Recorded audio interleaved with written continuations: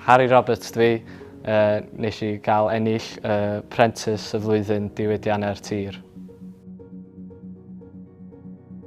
Nes I dewis y brentisiaeth oherwydd o'n i'n gweld os o'n i'n gallu gweithio a ennill pres a hefyd dysgu ar y ffordd.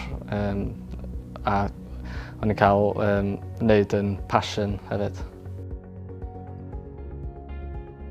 Nes I gael magu ar y fferm adre, a dyn dwi efo real passion am amaeth ac sy'n ni heb di cymryd y prentisiaeth yma, sy'n ni wedi gorau aros I ddod mewn i'r busnes adre yn gynt. So o'n i'n gweld o'n ffordd gret I fi gael mynd mewn I industry yma.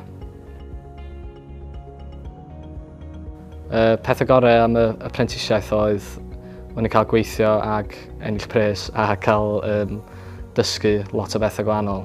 Ac oedd o'n rili dda sy'n ni'n gallu dod mewn I busnes adre a sy'n ni'n gallu rhoi input fi mewn i'r busnes.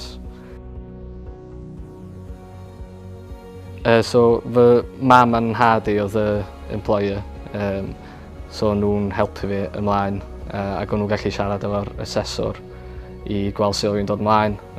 Dyda bod fi eisiau dal fyny efo beth, so nhw'n gallu just deud wrth mam a dad o'n i'n cael pob beth gennyn nhw. Oedd Charlotte yn gret, oedd hi'n gefn dda I fi. O'n i'n gallu just meetio fyny efo hi ar Zoom am awr y wsos ac o'n help catcho fyny efo gwaith papur ac o unrhyw cwestiwn so ni'n gallu just gofyn I rhywbryd.